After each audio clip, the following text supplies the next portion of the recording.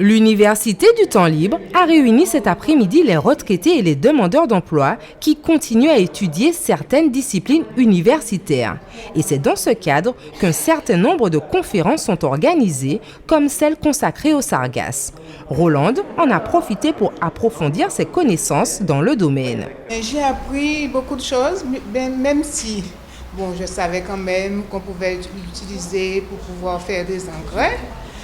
Là, aujourd'hui, j'ai appris qu'il y a pas mal d'études, pas mal de groupes qui font des recherches. Et notamment, l'université, il y a des industriels et il y a aussi des communes de Guadeloupe qui s'intéressent à la chose et qui ont demandé à faire des études.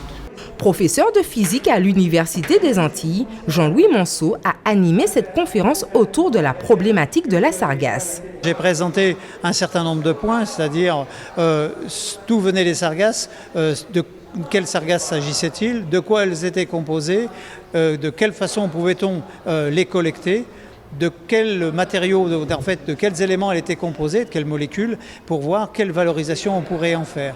Et donc j'ai présenté les différentes valorisations qui étaient envisagées au niveau de la Guadeloupe.